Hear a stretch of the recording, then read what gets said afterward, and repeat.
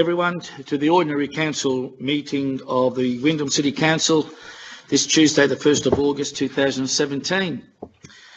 In the spirit of reconciliation, before we begin this meeting, I acknowledge the peoples of the Kulin Nation as the traditional owners of the land on which Wyndham is being built.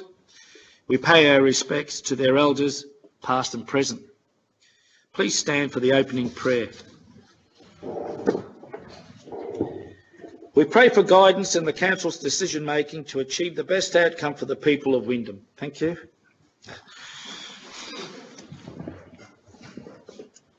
I would like to welcome members of the gallery, the press, councillors and staff here tonight for the Ordinary Council meeting. Some of you may have seen notices in the foyer, but for those of you who didn't, I would like to make you aware of the following: that this meeting has been recorded and live streamed on the internet. The recording will be archived and made available on Council's website. Whilst all care has been taken to ensure that your privacy is maintained, please be aware that your presence may be recorded. Now, item 2 is apologies and requests for leave, and we do have a number of items here. If you just bear with me, I'll go through them. That an apology be noted for Councillor Tony Hooper, an apology be noted for Councillor Intaj Khan, apology be noted for Councillor Walter Villagonzalo, and I do need to explain this. Councillor Villagonzalo is currently representing Council at a dinner of BizNet in Point Cook. The reason being that we have been honoured in Wyndham to have the Minister for Small Business, Innovation and Trade, the Minister Philip Deladakis, who's actually down there as a guest speaker, because today, being the 1st of August, is the first day of a month-long small business festival throughout Victoria, and our council has been honoured with the fact that the Minister has come here to launch from the first day with us. And Councillor Villagonzalo was there to greet him as part of his portfolio, and he will be joining us as soon as possible. He won't be staying there for the dinner or any of the speeches, but he is representing the council, so we expect him at any time. I would also like to note that Councillor Arn seeks leave of absence for the 14th of August to the 15th of September 2017, and that Councillor Kim McElhiney seeks leave of absence from the 19th of August to 23rd of August 2017 inclusive also. So, councillors, with those leave apologies and requests for leave of absence, I need a mover. Councillor Maynard. A seconder, Councillor McElhiney. Councillors, is there any discussion? If there's none, I shall put the motion. All those in favour? Against? It's carried. Councillors, and I do beg the Chamber's forgiveness, but I've had this cold for a week, and no matter how many tablets I take, I've still got the sniffles. The next item is item 3, declaration by councillors of disclosure of conflict or interest and conflicting personal interest in any item on the agenda. Councillors. Councillor Maynard. Thank you, Mr Mayor. Mr Mayor, I have a conflict in item 6.4.1 under section 77A, conflict of interest, and it is an indirect interest, section 78E, impact on residential amenity. And I will be leaving the chamber when that item comes up. Thank you. I believe Councillor Gibbons, you had your hand up as well. Yeah, thank you, Mr Mayor. I have a conflict of interest in 8.1 Mossville Reserve. Mossville Reserve, thank you. Any others? Councillor Marcus. I have a conflict of interest in 6.4.2, which is the planning permit application, mixed use and story development at 17A Bridge Street, Werribee. It's a direct conflict because I own a commercial building. Thank you, Councillor Marcus. Councillor Arn. Mr Mayor, I have a conflict of interest on 8.1 as well, so Mossville Reserve, so I have a property directly opposite the reserve. So. Okay. Thank you for that. So we have 4 items of conflicts of interest. Thank you. Councillors, I'll move on to confirmation of minutes of the previous meeting. Do we have a mover? Councillor Gibbons, and a seconder, Councillor Maynard. Councillors, do we have any discussion on that item? If there's none, I shall put the motion. All those in favour? Against? It's carried. Madam CEO, any deputations and presentations? Not this evening, Mr Mayor. Thank you. Councillors, we're into officers' reports. Item 6, with a petition of 6.11, a response to petition access to Wyndham Village Shopping Centre via Rosewood Place, with a recommendation on page 9. Councillors, we have a... Mr Mayor, I'd like to put in an alternate motion. An alternate motion. Thank you, Councillor McAloney. Okay. In response to the petition, access to Wyndham Village Shopping Centre via Rosewood Place, I would like to put 2 recommendations: that the Council acknowledge the action taken so far in an attempt to address the residents' concerns about safety issues at the rear of Wyndham Village Shopping Centre, and that Council officers continue to assess the situation, and should antisocial behaviour increase in the future, that a business case can be developed to further improve openness and visibility of Rosewood Place. Thank you for that, Councillor McAloney as the mover. Do we have a seconder for that? Councillor Gibbons, thank you. Councillors, any discussion on that item? Councillor McAloney. Thank you, Mr Mayor. This petition goes back to September 2016, prior to this council, raising safety concerns of residents living in Rosewood Place and within the estate. I thank the petitioners for raising these issues, and as a regular to the shopping centre myself, I can understand their concerns. It's not acceptable to have such behaviour going on in a shopping centre and adjacent to Rosewood Place, and officers will, with police and the shopping centre management, will continue to monitor this, and if actions need to be taken, such as lighting or removal of part of the fencing, then we will look at actioning that. I'd just like to say this demonstrates a collaborative approach of residents and the key agencies all working together to come up with a positive outcome for the residents and the shoppers at Wyndham Village. So thank you. Thank you, Councillor McAloney. Any other discussion, councillors? If there's no further discussion, then I'll put the motion. All those in favour? Against? It's carried. The next item, councillors, is item 6.2.1, a draft Wyndham Library Service Strategy for 2018-2040, with a recommendation on page 14. Do we have a mover for that? Councillor Gilligan. Second to councillors. Councillor Shaw. Discussion, councillors. Thank you. Thank you very much, Mr Mayor. It is fantastic to be able to move this motion and have the ability to chair this particular strategy, a fantastic strategy that looks at the future of libraries here in Wyndham City Council. I'd like to firstly start by thanking Rhonda Rathjen, the Manager for Libraries, and the library staff on what is a phenomenal report that outlines the exceptional customer service that our libraries provide here in Wyndham. We were speaking with the consultant that was responsible for this strategy, and one of the things that he highlighted that was far different to just about any other municipality that he had essentially reviewed was the exceptional customer service that we provide here in Wyndham. And it is important on that premise to look at some of the statistics that underpin that sort of level of customer service. In the last year, we had over 1 million visits to our local libraries. We have 32% of the population that are library members. And one of the things that was also interesting was the concept of libraries themselves and the way that they are evolving in comparison to the good old days in terms of it just being a place to go read books. Is much bigger than that. The way in which people congregate at libraries to learn and engage in group activities was another key feature that our libraries provide. And in some respects, it was, I guess, testament to the planning that we have essentially put libraries in key activity centres of this municipality, and that's certainly something that's reiterated in this report.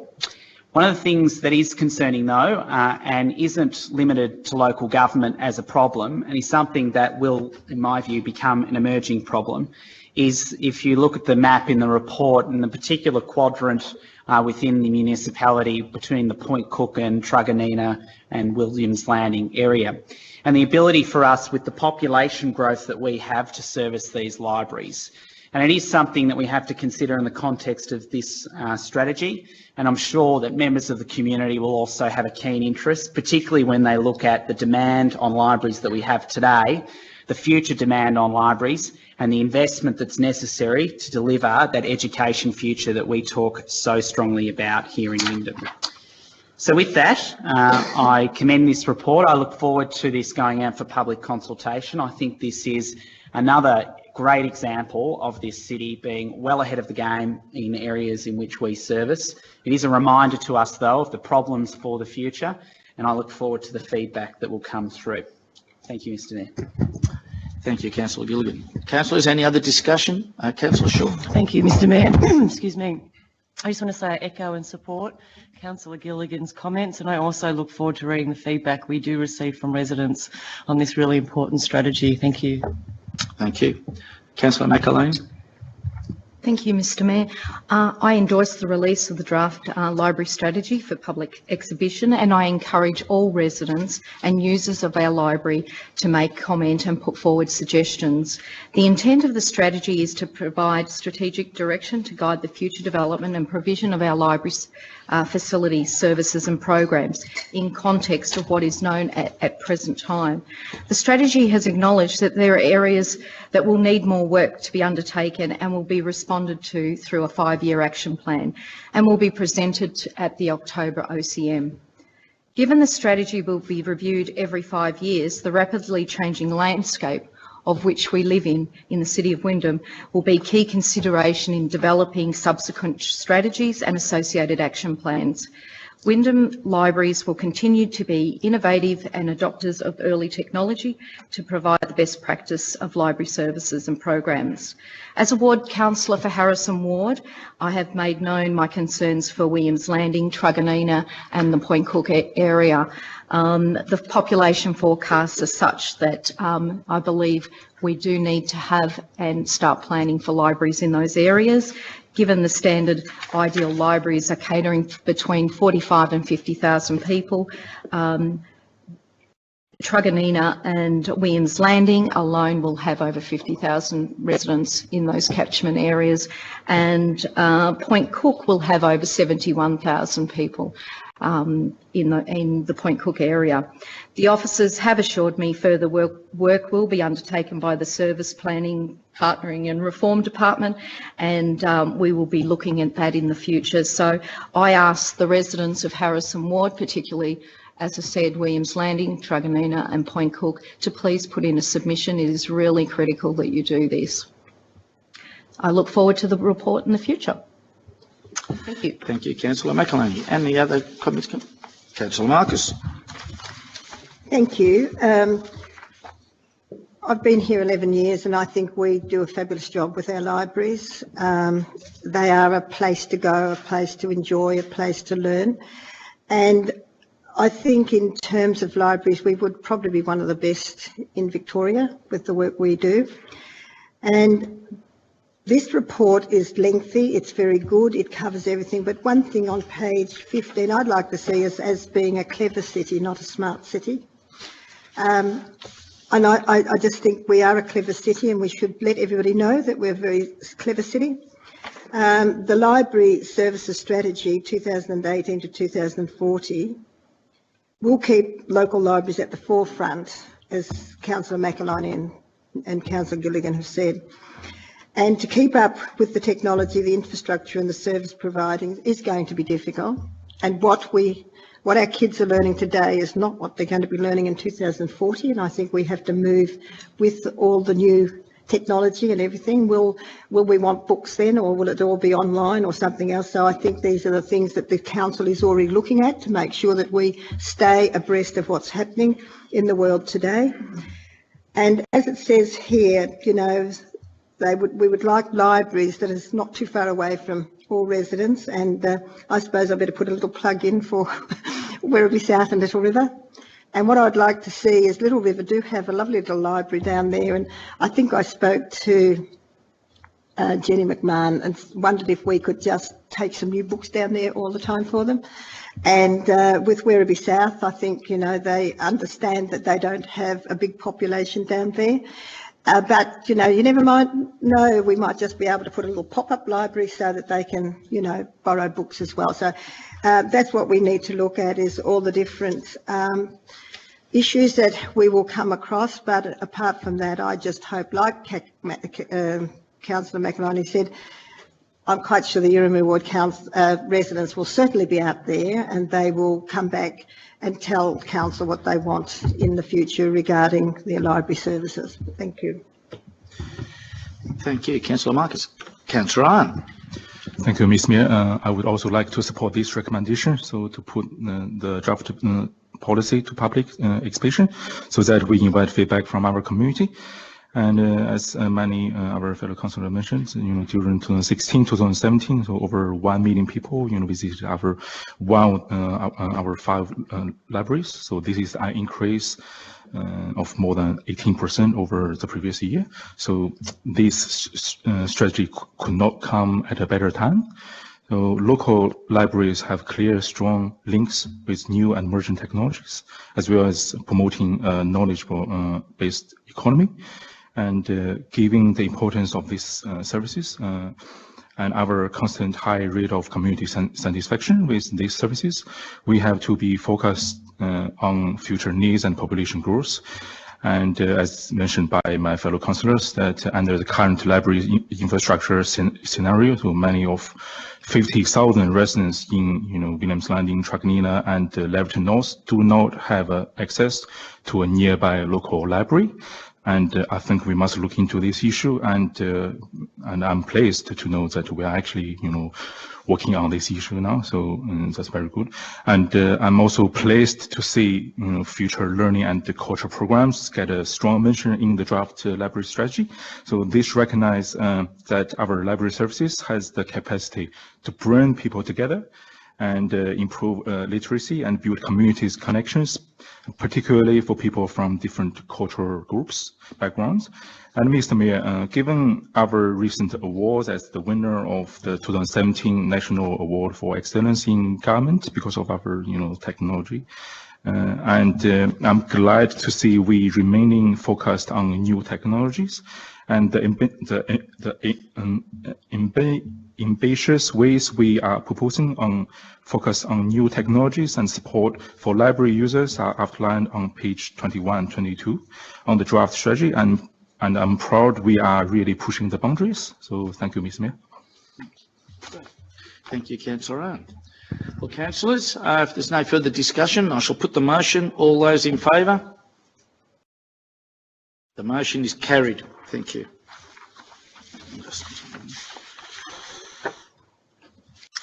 Councillors, the next item is 6.3.1, which is submission to the House of Representatives, the Standing Committee inquiry into Australian Government's role in the development of cities, with a recommendation on page 22. Do we have a motion? I should say, Councillor Maynard, seconder, Councillor Gilligan. Councillors, any discussion on this? Councillor Maynard. Thank you, Mr. Mayor. Mr. Mayor, in speaking in support of this motion, to note the report, I provide the following. The lack of well-planned and sequentially coordinated funding arrangements for this council's infrastructure and service planning from both state and federal governments has not been as consistent and well-planned as I believe it should be. And hopefully, Mr. Mayor, this report will go towards ensuring that adequate funding from federal government is paramount to this level of government's thinking, and we will continue to push the same approach with the state government.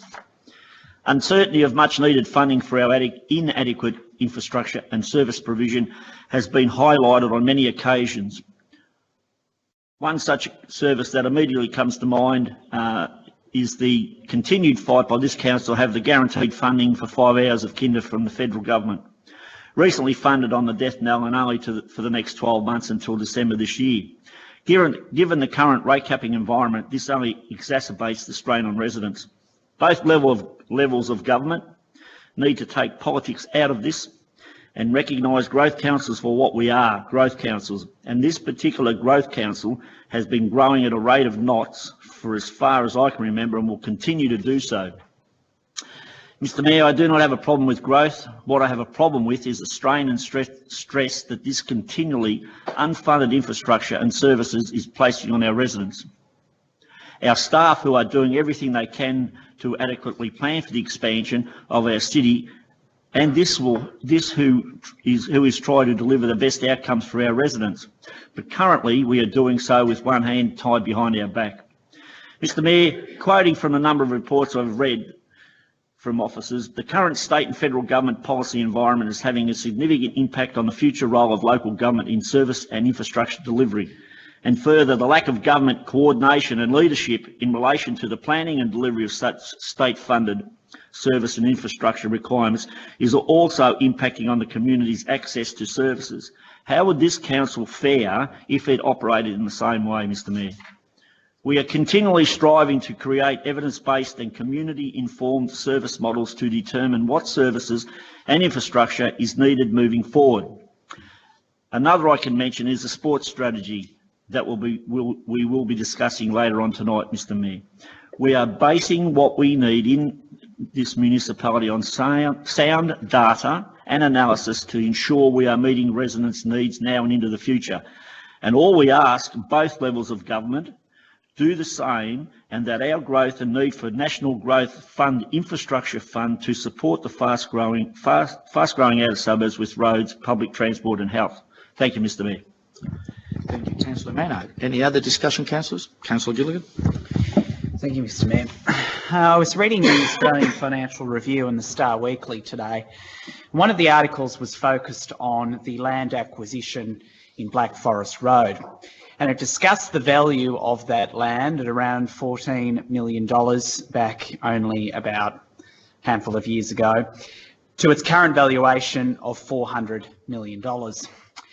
We have a conversation in this country about a mining tax and the super profits that are placed on extraordinary increases in appreciation of values in commodities. And in particular, if we look at land here in the city of Wyndham, and the ability to make excessive profits out of that should also be considered in the context of smart cities and in the application of taxation in relation to excessive profits.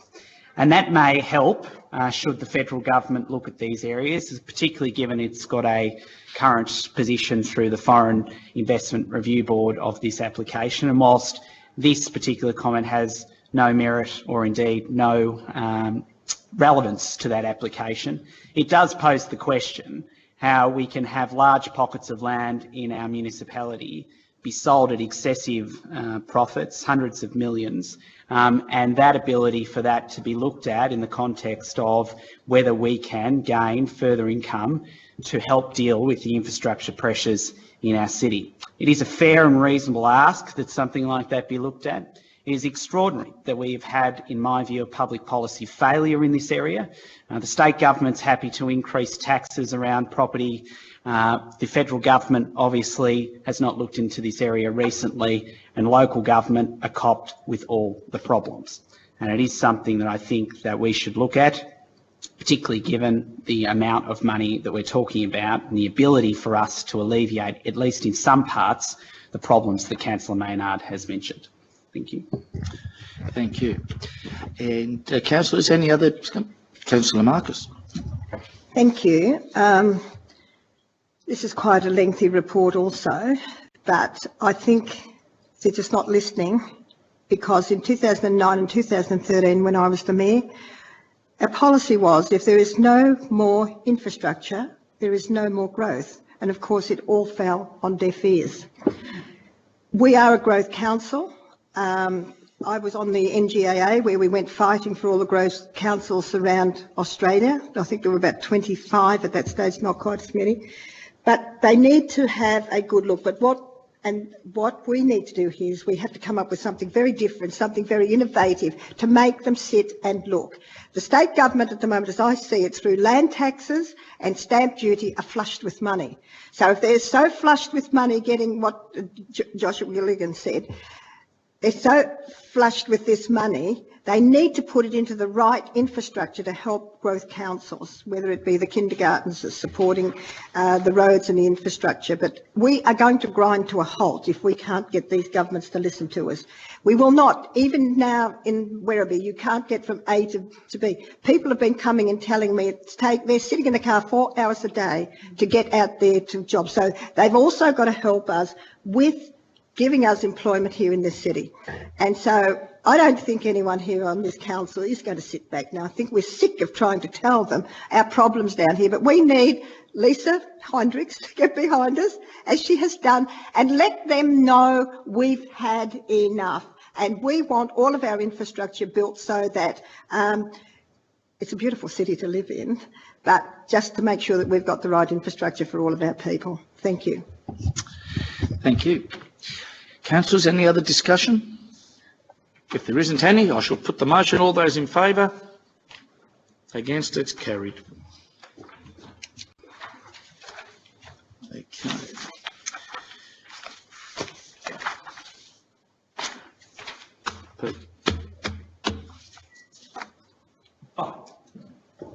Sorry, Mr Mayor, I'm again, before I leave the chamber, declaring a conflict in item 6.4.1 under section 78E, impact on residential amenity. Sorry, I was... Thought you'd fallen asleep.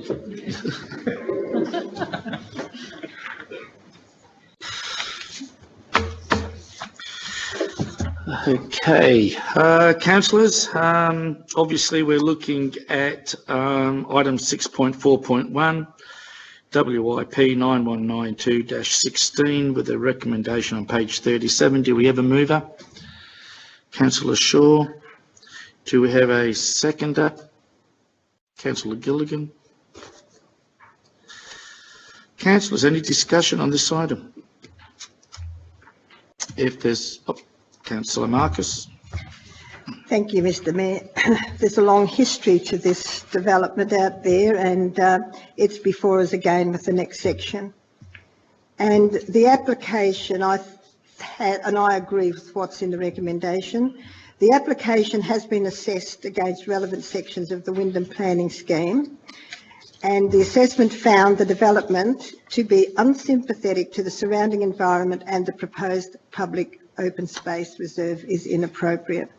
I'm really sad to read that the loss of native vegetation will also be detrimental to the landscape value of the area and the removal of the trees.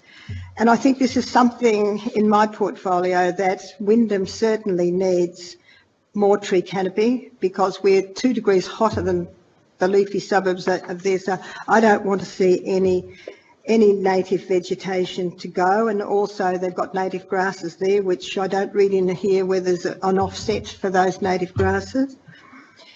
The proposal, which locates the public open space reserve within the environmental significant overlay and within an area subject to flooding. Now, this is a flooding area. It's a 1 in 100 flood in the RE conditions. And I think we've had many times where our poor city has been cut off with the big floods that do come through. So that's another section in here that we really need to look at. Whilst residential subdivision may be appropriate within the area covered by the general residential zone, it is not considered appropriate to allow residential development with the western portion of the site that is affected. Again, what I just said is that flood area.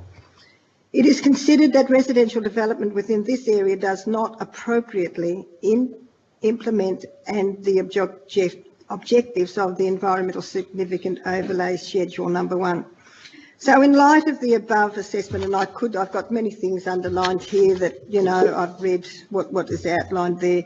I'm also very concerned about the proposed subdivision of 0.57 hectares of open space, which I don't believe is enough, because we're looking at more open space for the area where we lack. So I think I'm very happy that with the recommendation from the office tonight, and I certainly support that this application cannot be supported. Thank you. Thank you, Councillor Marcus. Any other comments or discussion, councillors? If not, I shall put the motion. All those in favour? Against? It's carried. Could Councillor Maynard be brought back into the chamber, please? And Mr. Mayor, I have a conflict of interest on 6.4.2, which is WIP 9710/16 planning permit application, mixed use and story development at 17 to 17A Bridge Street, wherever. As I reported before, I have a commercial building just around the corner from it. okay, And it is a direct conflict. direct conflict. Okay, thank you, Councillor Marcus.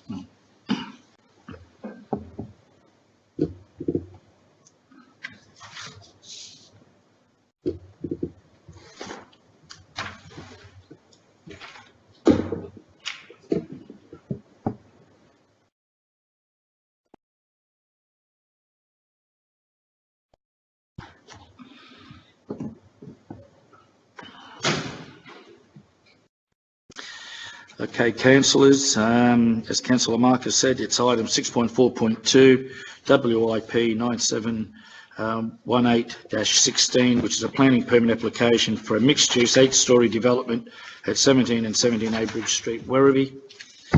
Mr Mayor, I'd like to move an amendment to that motion, please. Amendment. Thank you, Councillor Maynard. Do you want to read out your amendment and then I'll ask for a seconder? Thank you, Mr Mayor. I note the officer's recommendation and I move the amendment to read the following. To remove the words from the preamble waiver of loading, unloading requirement and add to the permit condition 1E and provision for on-site loading, unloading facilities.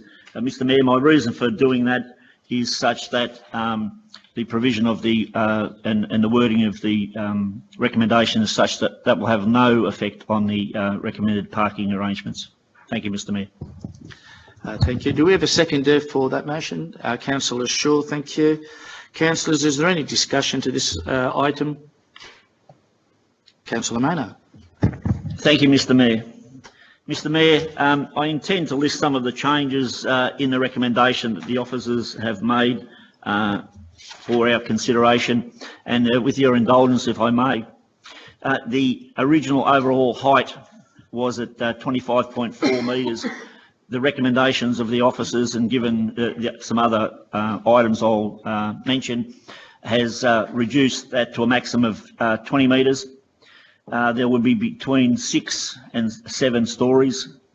The car parking will be up totally in the basement, both upper and lower. The parking side and rear setbacks previously was 0.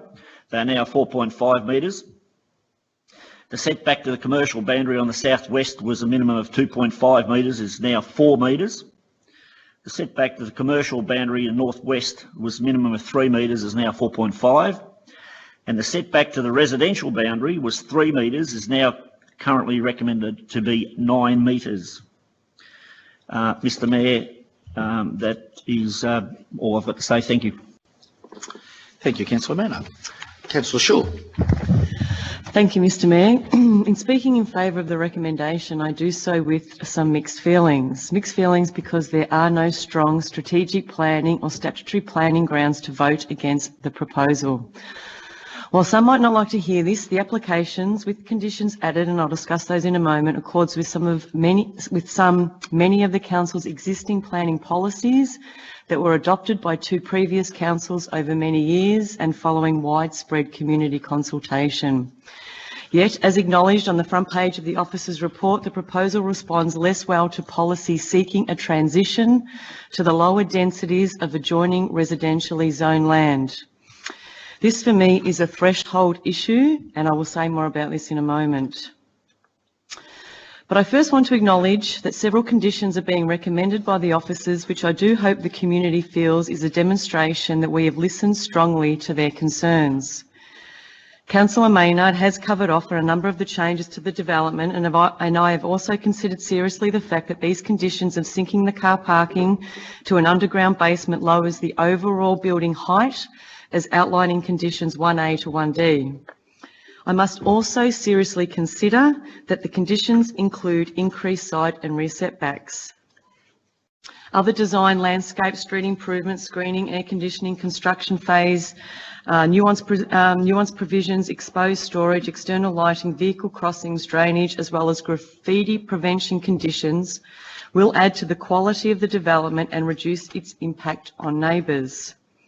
I truly hope the applicant respects these conditions if this motion succeeds tonight. I have spent some time speaking with some of the local residents.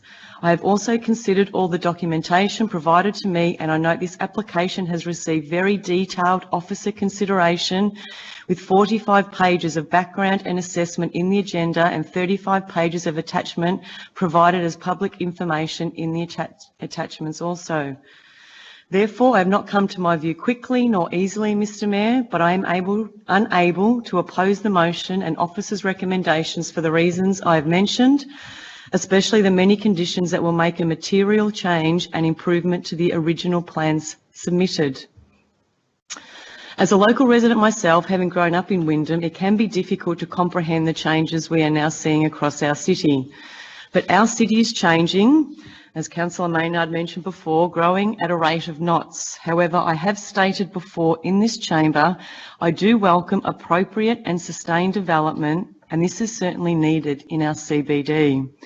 But I still have broader concerns about transition issues on the border of the activity centre zone in Werribee CBD and nearby.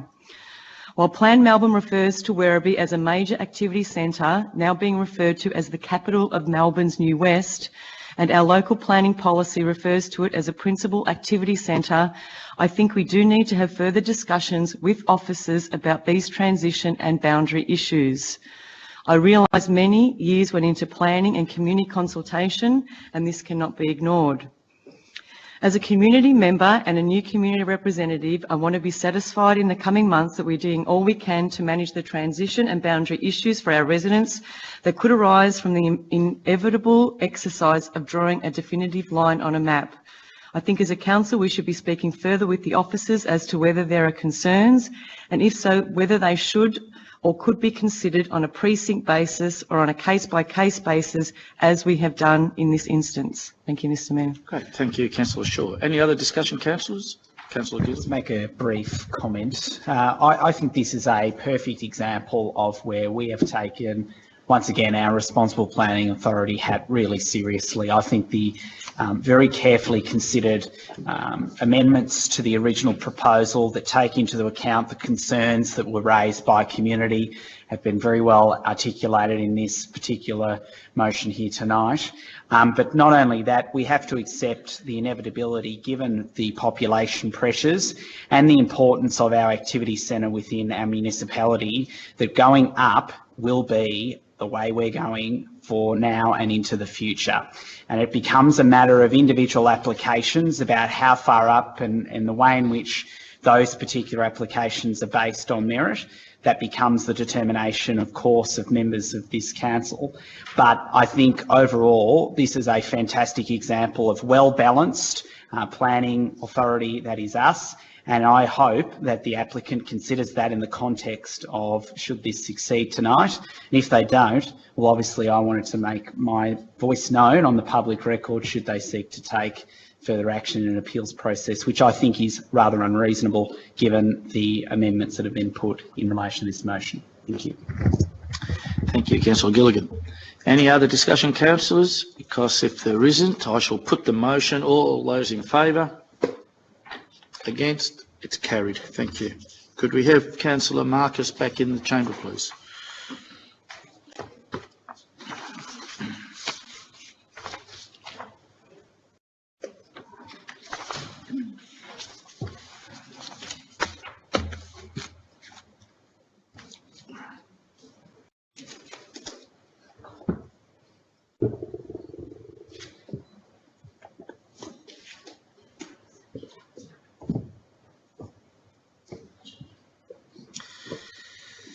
Councillors, the next item on the agenda is item 6.5.1, the Wyndham Sports Strategy Draft, with a recommendation on page 128. The mover, Councillor Maynard. Seconder, Councillors, Councillor Arm. Councillors, any discussion? Councillor Maynard. Thank you, Mr Mayor. I'll keep this brief given that the strategy is going out for public comment and feedback, and I certainly do ask all residents to view the draft document and provide their feedback. A couple of dot points that I'd like to mention on this strategy. That it has great benefits on both physical and mental health, yet, wrong page. I wrote my notes and it's been a long day. Sorry, Mr Mayor. This strategy provides a solid evidence-based plan for the best sport and recreation outcomes for this community. Our research has shown that more than 3/4 of our residents are engaged in some form of sport and active recreation. This has great benefits on their physical and mental health, yet unfortunately, as a society, we are still becoming less active. This strategy responds to this and looks to locate facilities to maximise participation in a sustainable way. This thorough strategy puts Wyndham at the forefront of sport and recreation planning in growth areas, and I would dare to say in the state, as it focuses on providing facilities for all the different ways that the community participates, not just organised competitive sport. And I'd also like to recommend, Mr Mayor, through you to the CEO, that a big pat on the back for Sarah Satuma, Council's team leader, recreation strategy, for researching and developing this draft strategy. And I think it's important to just highlight, Mr Mayor, that this is a draft strategy on one aspect of the community's needs in this municipality, and the total whilst it is over 27 years, and I understand 27 years is a long time to have a crystal ball, but it's reviewed every 5 years. The estimated spend in 27 years on sport and recreation on its own in this municipality is approximately $971 million. $971 million. And the net estimated cost to this council over those same number of years is just over $410 million. So, whilst we talk about infrastructure provision, funding that we need, what does this say? This is just sport, and we haven't even covered anything else. So I recommend a report, Mr Mayor, and hope that we get feedback. Great, thank you, Councillor Maynard. Councillors, any other comment, discussion? Councillor R. Thank you, Mr. Mayor.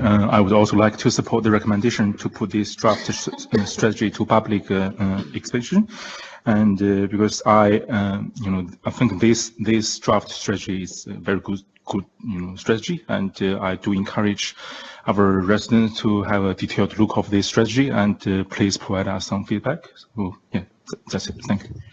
Very good. Thank you, Councillor. Councillor McElhaney. Thank you, Mr Mayor. This is the second key document that's come before this council tonight, and it gives residents the opportunity to make submissions, and I encourage them to do that.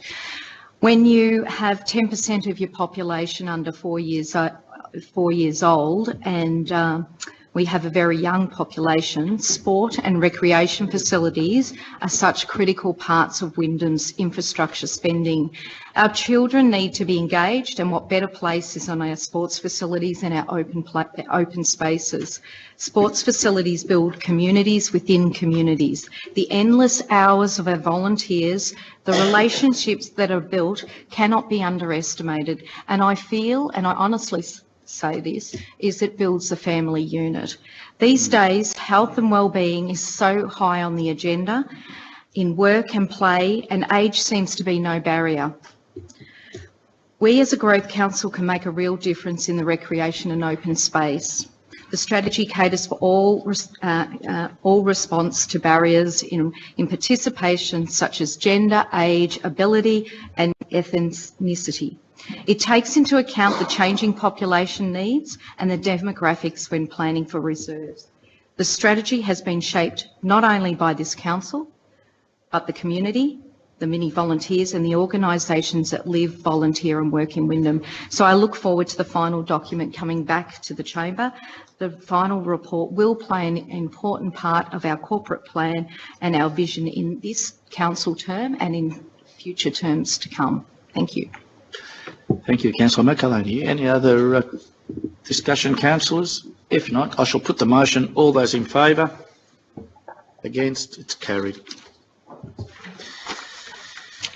Councillors, the next item is item 6.5.2, which is library collections, furniture, equipment and associated requirements on item 1906/0836 with a recommendation on page 136. Do we have a mover? Councillor Gilligan. Do we have a seconder? Councillor McAloney. Councillors, any discussion? If there's no discussion, then I shall put the motion. All those in favour? Against? It's carried.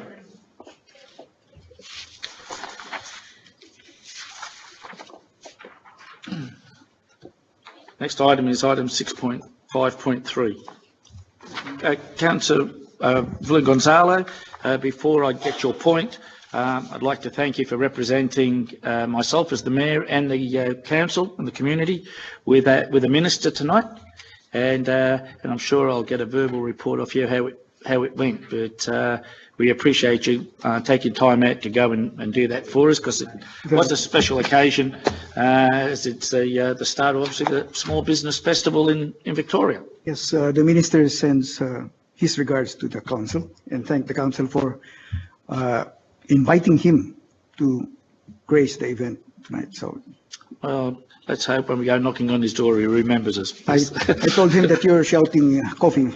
Oh, I think I've got to shout him a coffee. Yeah, I don't know whether I can afford the $3.50, but anyway, I'll find it. I'll ask my wife for an allowance. Now, Councillor, you were going to say something about this item 6.5.3, I believe. Yes, Mr. Mayor, I'd like to move an amendment to the officer's recommendation, as it's shown there, to introduce a new Part 3 and renumber the existing Part 3 to 4.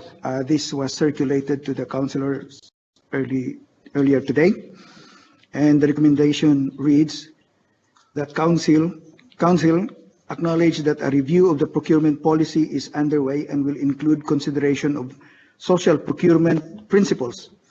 Number 2, endorse the creation of a procurement advisory group to assist in an in-depth review of the procurement policy. The new item, number 3, is request the procurement policy to be reported back to the November Ordinary Council rather than the proposed December Ordinary Council meeting. And number 4 is that we nominate 2 councillors to be members of the procurement advisory group. Mr. Mayor, thank you. Okay. Now, before, well, I'm going to ask for a mover and a seconder, and then we're going to have to declare the 2 councillors before we go into the debate, so we can eventually put the motion. So, you're moving that? Yes. Thank you. Councillors, a seconder, Councillor Gilligan. Now, councillors, before we go into the debate, do we have nominations for the 2 councillor positions on this new committee? Councillor Villa-Gonzalo, or yourself? Gonzalo, and councillors, do we have a second councillor nominated?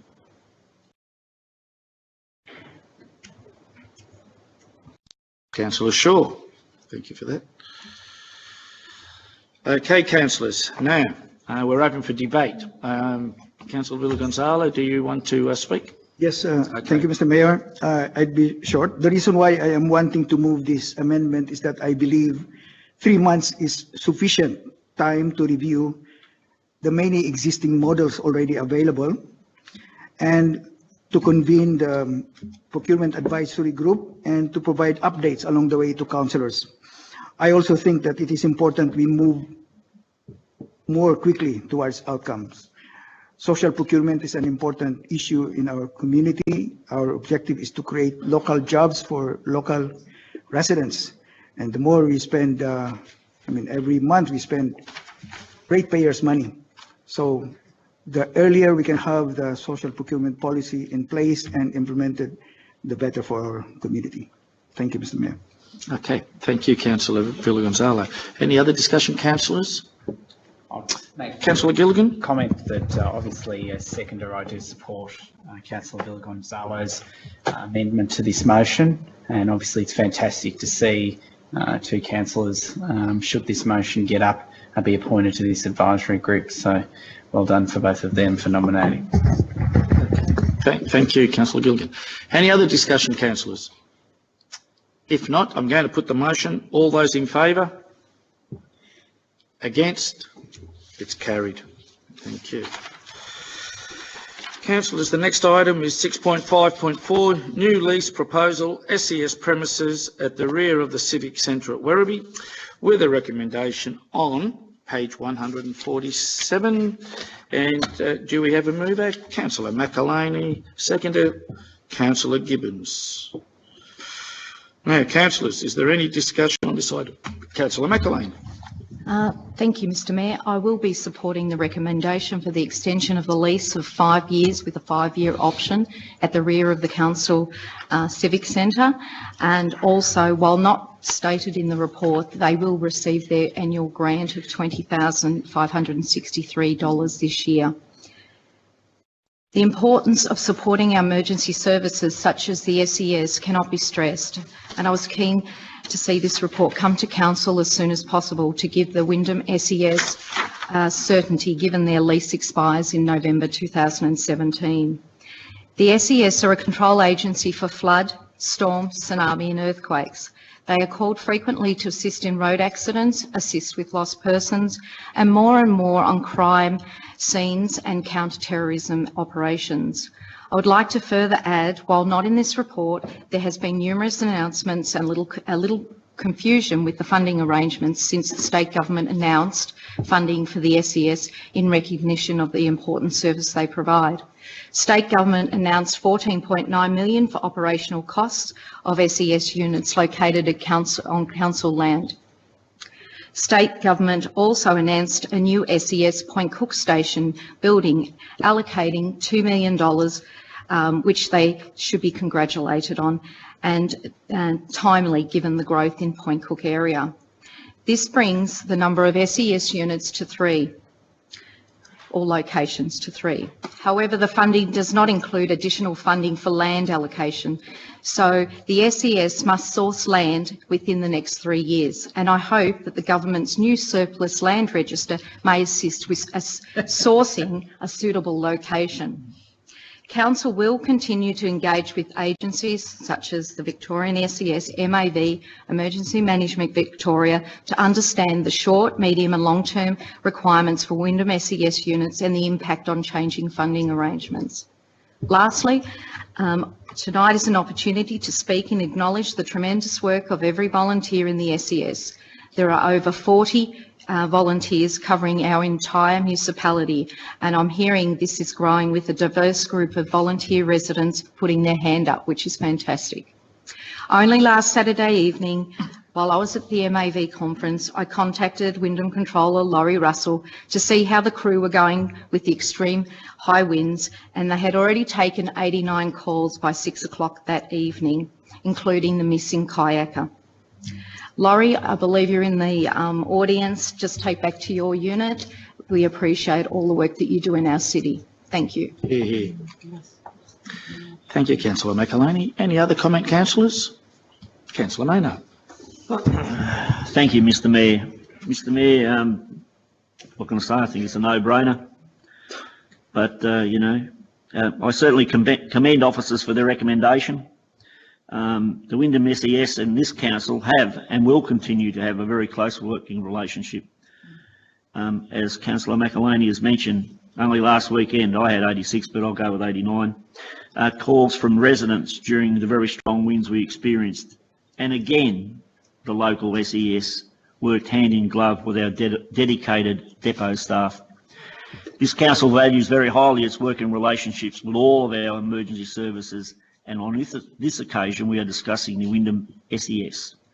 Surety of location and the ability to work from satellite sites such as this one can only go to ensuring the long-term viability and rapid response times that we enjoy from the Wyndham SES. Thank you, Mr Mayor.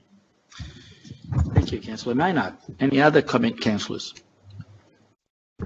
Councillor Gilligan. Just very briefly, I thought it would be important to again highlight and reiterate the importance of the surplus land register in the context of us being provided with that information. It was very clear, although I would say a bit more pointedly, the importance of allocation of land for that Point Cook site. You can give the money for the fixed building, but if you've got nothing to build it on, then what is the point of only handing over half of the money for half of the facility for half of the equation? It just makes no sense whatsoever, and it is important that that certainty is given. Thank you. Thanks, Councillor Gilligan. Okay, councillors, if there's no further discussion, I'll put the motion. All those in favour? Against? It's carried. Let's have a look. Councillors, the next item is 6.5.5, Councillor Expense Report, January to June 2017, with a recommendation on page 150. Councillors, do we have a mover? Councillor Gilligan. Seconder, Councillor Arm. Councillors, any discussion? If there's no discussion, then I shall put the motion. All those in favour? Against? It's carried. Item 6.5.6, Assembly of Councillors, with a report on page 154. Councillors, do we have a mover? Councillor Maynard. Seconder, Councillor Gibbons. Any discussion, councillors? If there's no discussion,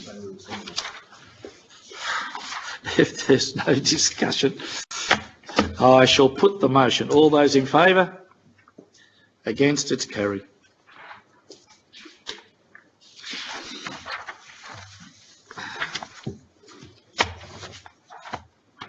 Councillors, the next item, 7.1, Notice of Motion 570, renaming council and state government facilities in Manor Lakes. We've got two conflicts of interest here.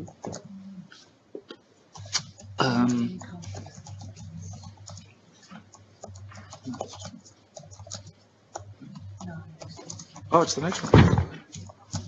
Oh, yes, two, sorry. I'm looking for a mover of that. The notice of motion. Yes. Mr Mayor, that's most certainly me. Councillor Maynard did. Thank you, Mr Mayor. May I... I need a seconder. Oh, okay. I love your enthusiasm. Just take a deep breath for a moment. Could I have a seconder? Councillor Villa Gonzalo, sorry.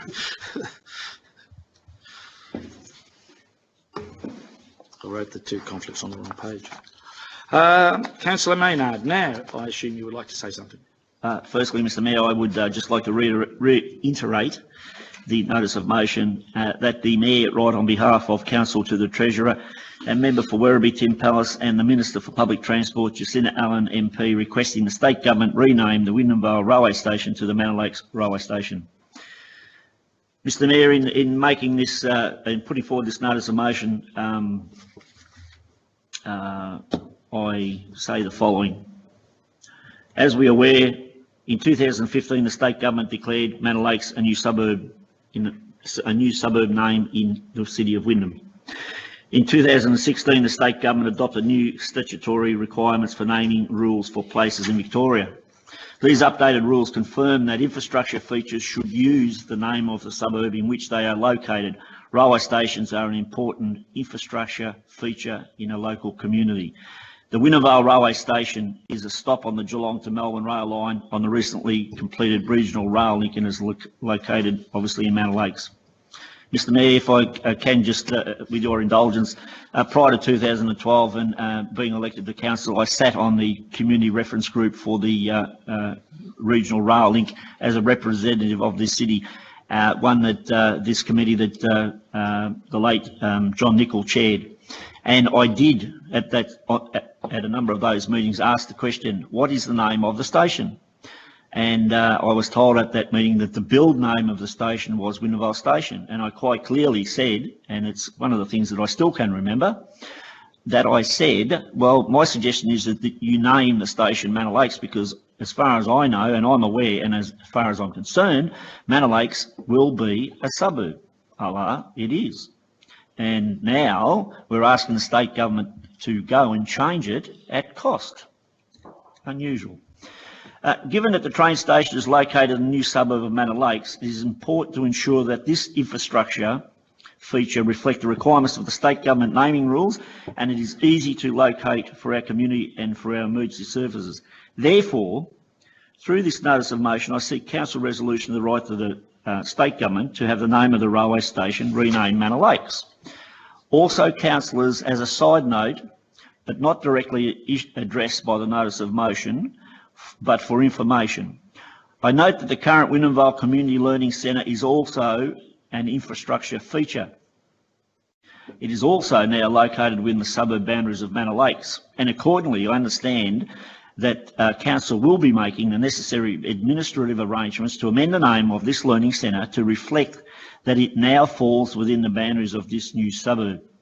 Given that the population of our community continues to grow quickly, and given our responsibilities and the rules for naming of places, I consider that the naming of these important local infrastructure features, including the railway station, need to be addressed. Thank you, Mr Mayor.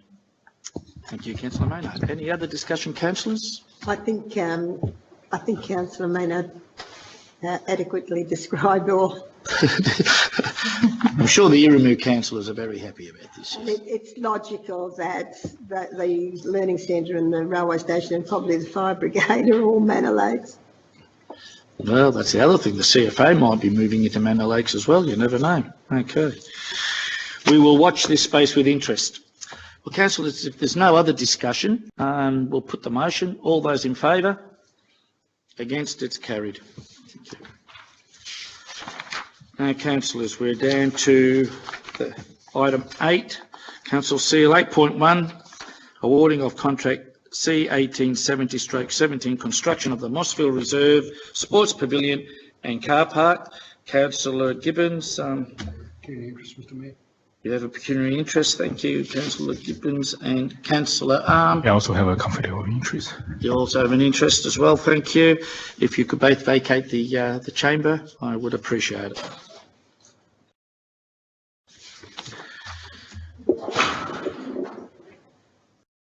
Oh, bolted out of 2 different doors. Well, you can't say they're colluding. They're going in 2 different directions.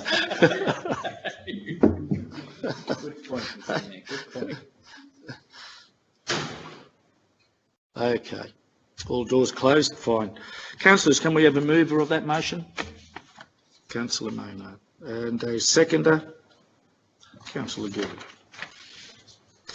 Is there any discussion? Councillor Maynard. Thank you, Mr Mayor.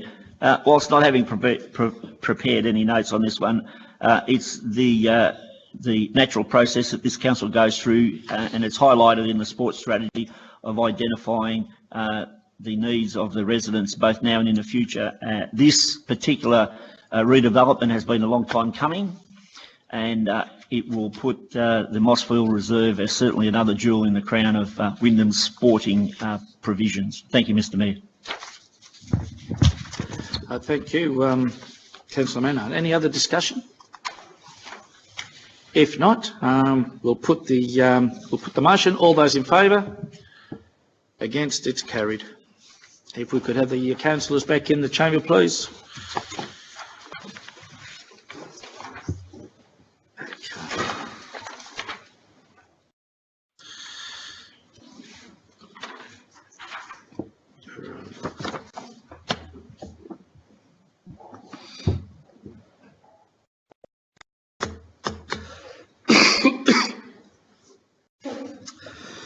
Councillors, the next item is item 10, which is questions with notice on the public gallery. Madam CEO. Just waiting for Councillor Gonzalo. Villa Gonzalo's there, Councillor Arn's in, and no, they're in. Yeah. We've lost one. Thank you, Mr. Mayor. They probably packed up their briefcase and went home. No, both councillors are back in, Madam CEO. So do we have questions tonight? Yes, we do have a number of questions tonight, Mr. Mayor. So I'll start with one that has been touched on already this evening, and it's in regards to the matter concerning Manor Lake. So we've just heard and Council have considered the report regarding the notice of motion. So this question comes from Lisa Heinrichs, and it says, considering the notice of motion to write to the Minister in charge of the naming of Wyndham Vale Station, will Council be changing the name of the community centre to Manor Lakes instead of Wyndham Vale? And if so, when? So through you, I'll ask Director Jenny to respond to that question. Thank you. Director Jenny. Sorry, is that on? Yes. Thank you, Madam CEO, and through you, Mr. Mayor. Well, as you heard tonight, Lisa, Councillor Maynard was very clear about saying that he felt that the community centre name would be changed and that it was an administrative process that we needed to go through. Given I don't know what the administrative process is, I'm unable to give you an exact time as when it will occur, but I'm assuming that process will start tomorrow. The cat stain. Cat stain. That's what. The cat stain. Okay. So no longer known as Windy the cat. It'll be Manor the cat. Okay. All jokes aside. Any other questions? We do have some more, Mr. Mayor. So again, this question's from Lisa Heinrich. So thanks, Lisa, for your question. This one relates to the matter Council considered earlier in relation to the SES. So can Council confirm the SES was on a peppercorn lease with a token rental of $1 or $2 per annum? What is the justification of an increase to $250 per annum with a 3% annual increase, so equaling $1,250? Is more to the SES than Council over 5 years, surely. So if I could just forward that question through to our Acting Director City Transformation, Binder. Thank you. Thank you, Madam CEO, and through you, Mr. Mayor. Just confirming that yes, the current lease, which is due to expire shortly, was on a peppercorn, is on a peppercorn.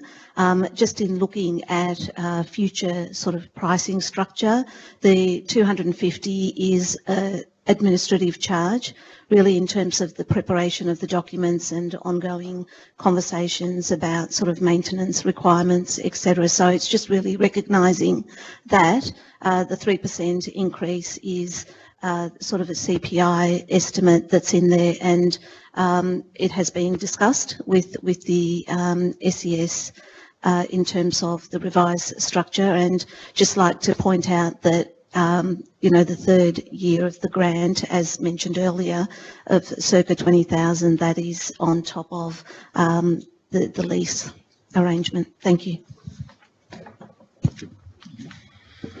Thank you. So moving on, we have some questions from Sally Nicholas. Is Sally Nicholas in the gallery? Hi, Sally. Thanks for your question. So this question relates to an issue in Little River and Lara. Would the council consider meeting with representatives of Little River or Lara and the City of Greater Geelong to work towards a solution to the traffic quarry truck problem in the township and Yu Yang's precinct? City of Greater Geelong are working towards a 30-year traffic plan at the moment. And there's also a thank you to Councillor Pina Maynard and Griff Davis for emailing Sally back in a very timely manner concerning the review of traffic. So, Mr. Mayor, I'll respond to that question. I understand that councillors have been engaging, following your request, in discussions with our Manager of Transport, Griff Davis, who has actually responded to you. We're looking at a whole range of issues that are of mutual interest to council, both here and also in Geelong, you know, those sort of boundary issues. So this is certainly one that we intend to take up and work with the City of Greater operated Geelong on to ensure that those issues are mitigated successfully. So I understand that Griff Davis has provided an interim response to you, but he has been working with the councillors to understand the concerns so we can actually bring a meeting together to resolve the issue. Okay, so that is happening. Thank you. And we'll also provide a response to you in writing as well as we confirm dates and next steps in that regard. The next questions, Mr Mayor, are from Kerry Fusedale. Is Kerry in the gallery? Hi, Kerry. So these questions relate to a matter again considered by Council earlier this evening in relation to the petition. So the first question is, why have the below actions advised in February 2017 by Renee, the program lead of Healthy Cities, not been completed to aid the issues we have in the estate due to the walkway? So it relates to an additional camera needing to be installed. The footage can be reviewed to determine what youth activity is occurring in the area. Once the cameras are installed, the footage can be monitored for a period of 6 months to determine what youth activity continues to occur in the area once these measures have taken place. If there is further reason for concern, the trial of a gate to Rosewood Place would be discussed, including what times it should be opened, closed, who will operate it, who will close it, and how to notify the potential users of the walkway. Rising bollards or something of similar nature should be installed in the delivery area at the rear of the shopping centre to block this area off from vehicles at night.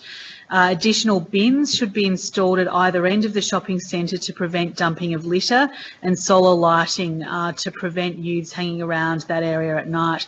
So there are two quite detailed questions. So that's the first, Mr Mayor. So I will again pass that along to our Director City Life, Ms Jenny McMahon, to respond to. Thank you, Madam CEO, and through you, Mr Mayor.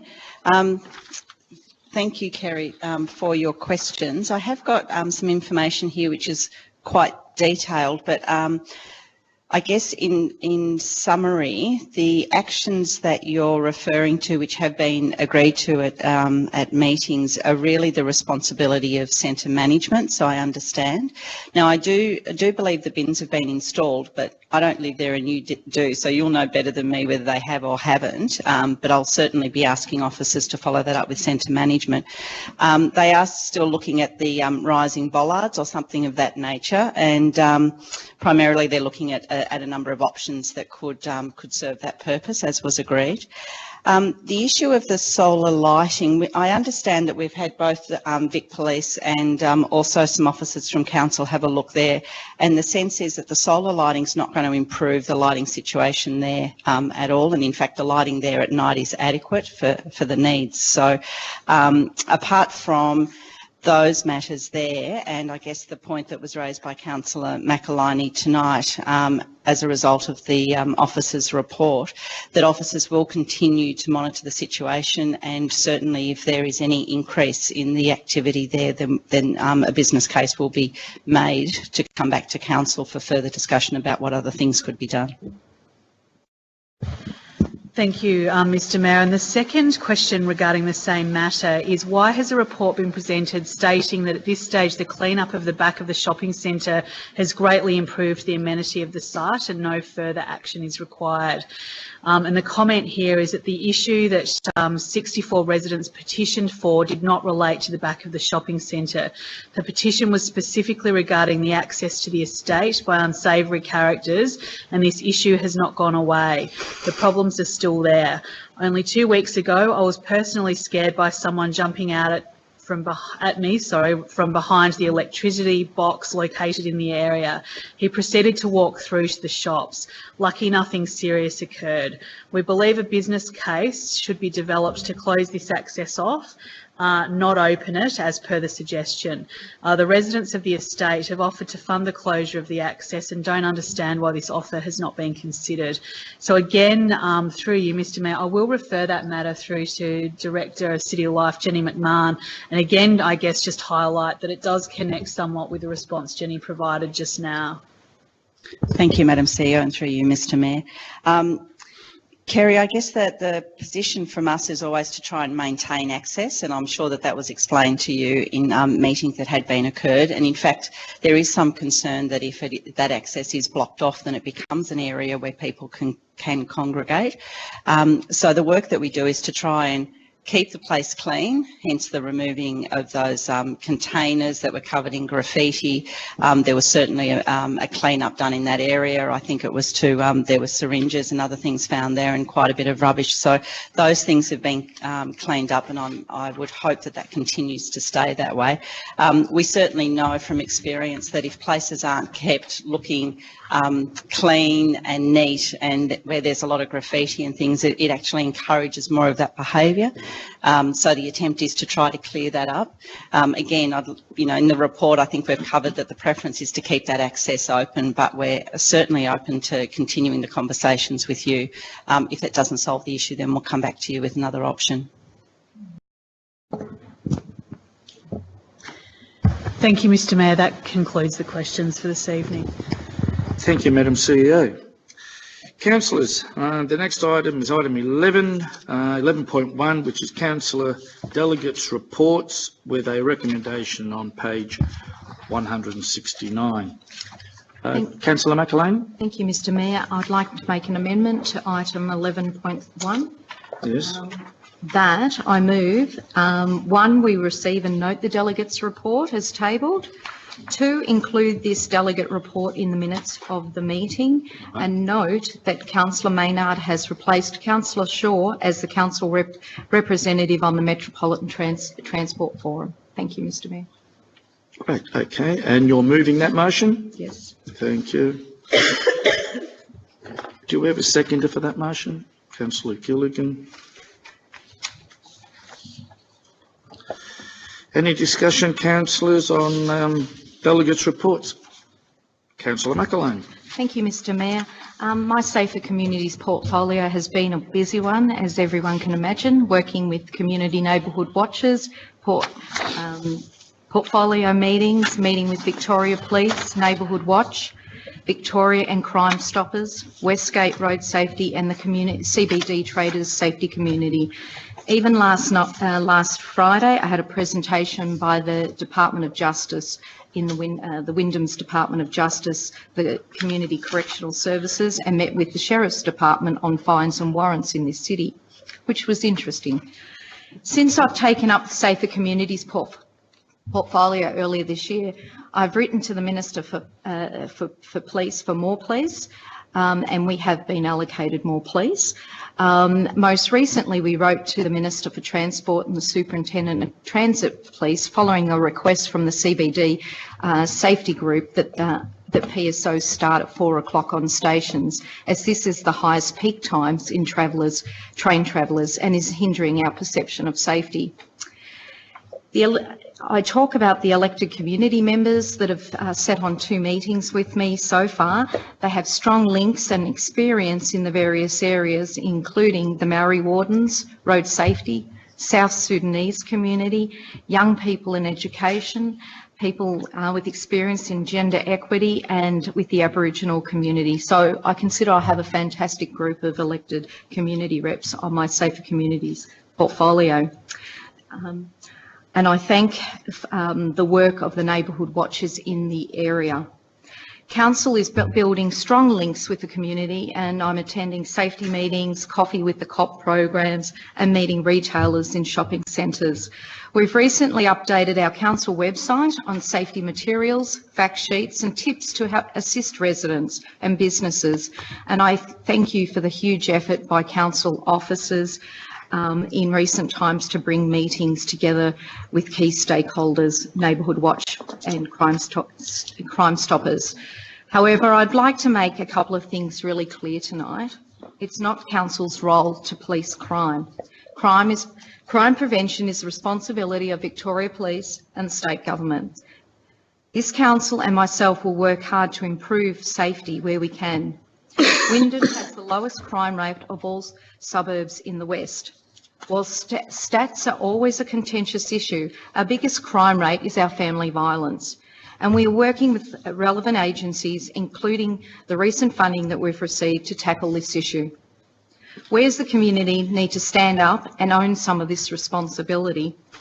Only last night I messaged a friend who's very high up in the aviation industry, in the security industry, and I asked him how his job was going in the last week given the issues at our airports.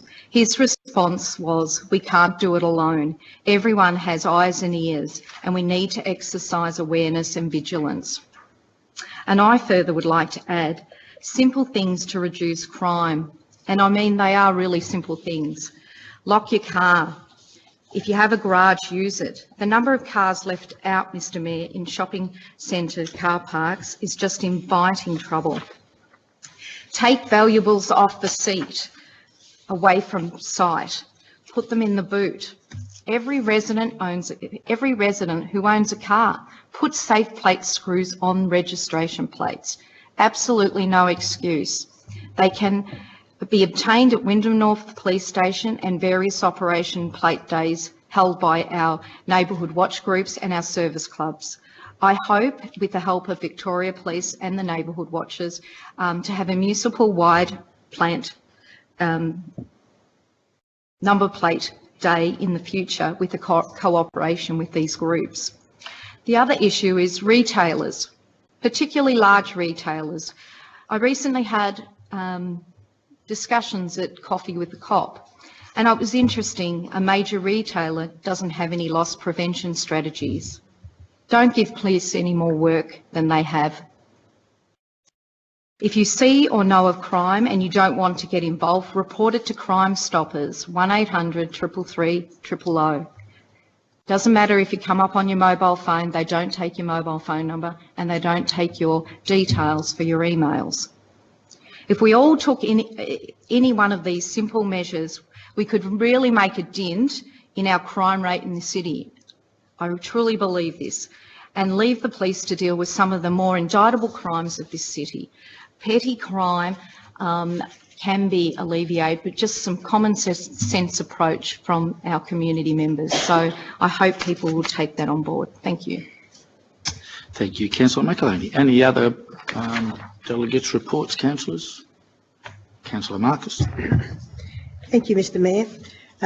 My portfolio is the environment and the sustainability portfolio, and we have some fantastic members that have come on board, but not only that, many more people now approaching me wanting to be involved in our environment, which I think is fantastic. I think they all see that we certainly have a problem and we need to act on the environment now with climate change, the water issues.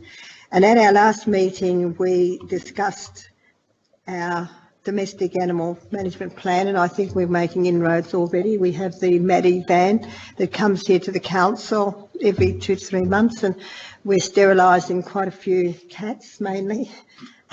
So that's really good, and people are ringing in more too to advise that, you know, they've got a hot spot with cats. So we're encouraging that, because the more we can make sure the cats are desexed, the better it will be. We'll have less there, which will not be a nuisance to the neighbours, and also will be better for our environment and our wildlife.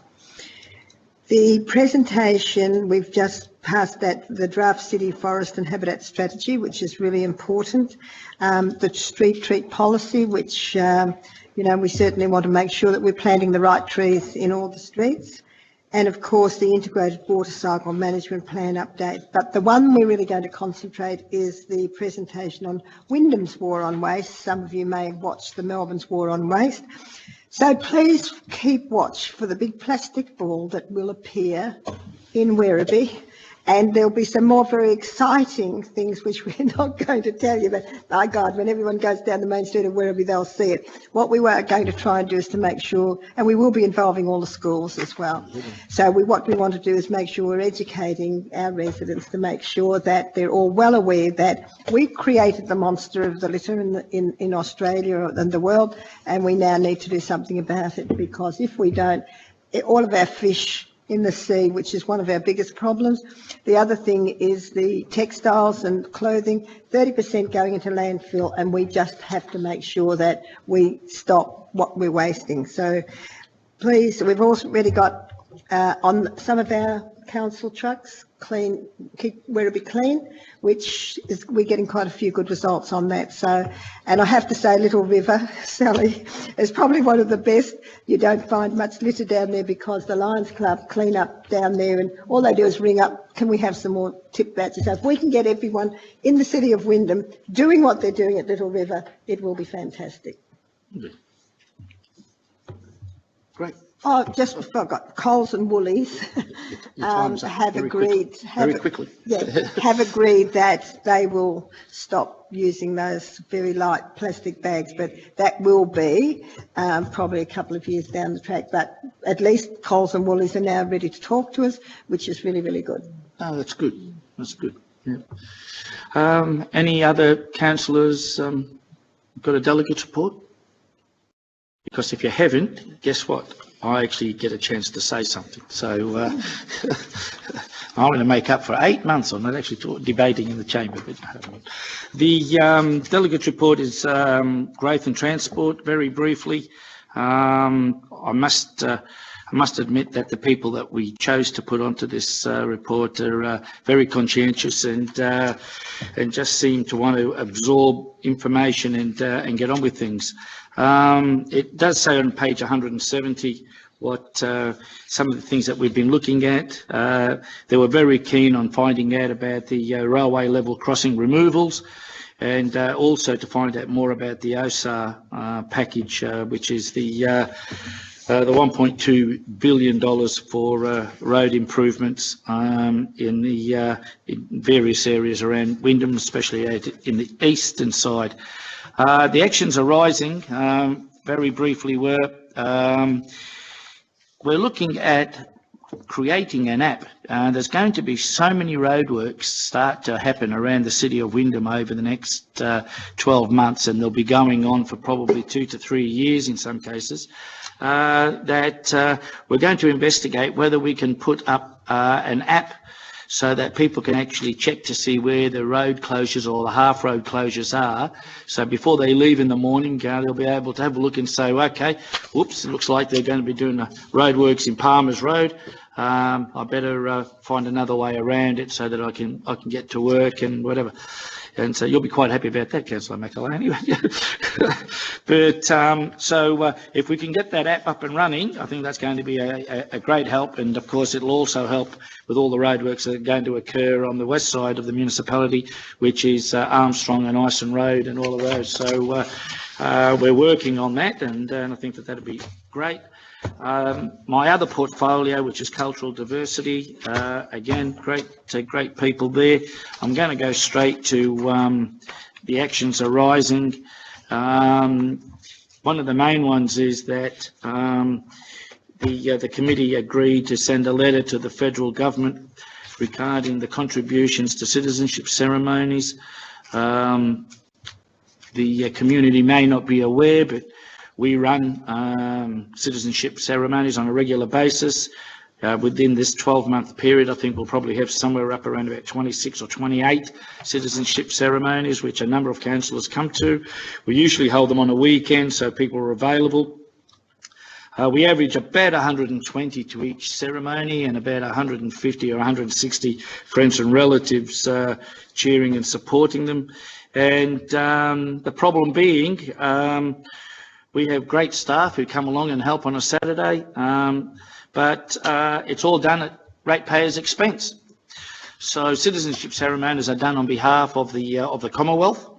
When people fill out an application form to become an Australian citizen, they pay an amount of money. I think it's about $285, I think it is, and yet the ratepayers of the 567 municipalities in Australia put their hands in their pocket and actually pay to run the citizenship ceremonies on behalf of the federal government, because we all know that they're short of money, and I don't think that that's right. So we're going to write a letter to the federal government asking them to give us a contribution out of that $285 towards the cost of running citizenship ceremonies on their behalf. So we'll see what happens after we send the letter, because if we don't get a positive response, I know quite a number of councils who are also not happy about how much it costs them to run citizenship ceremonies. So we'll see how it goes from there. So that's my bit. Now, councillors, we need to put the motion. All those in favour? Against? It's carried. Thank you. Any urgent business, Madam CEO? Not this evening, Mr Mayor. No. Councillors, I'm looking for a mover and a seconder for confidential business. So, Councillor Maynard. Thank you, Mr Mayor. I move the following, that pursuant to section 89(2) of the Local Government Act 1989, standing orders be suspended and this meeting of council be closed to members of the public in order for council to discuss confidential business. Thank you, Mr Mayor. Thank you.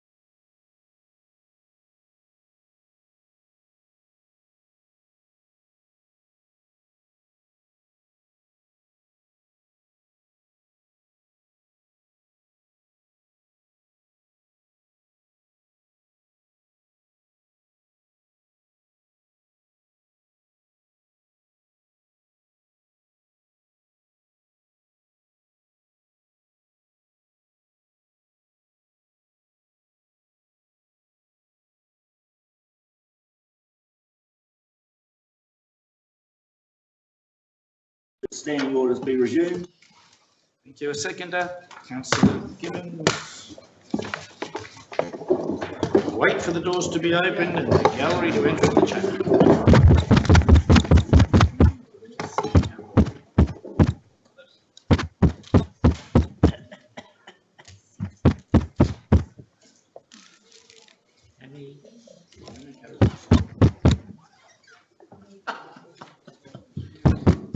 Is that it? Okay.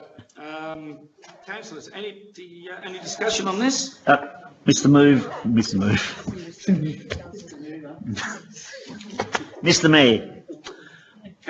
Mayor, yes, it has been a long night. Mr. Mayor, I move that the recommendations of the closed meeting of council with regard to confidential business be adopted. Thank you for that. And councillors, any discussion? There's no discussion. Seconder. I'll put the motion. All those in favour? Seconder? The second is Gibbons. Councillor Gibbons. Sorry, did you miss that? Yep. Oh, sorry.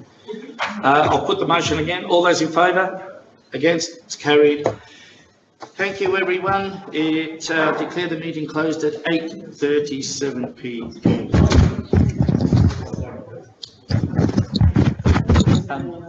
Madam CEO, I checked in the new council.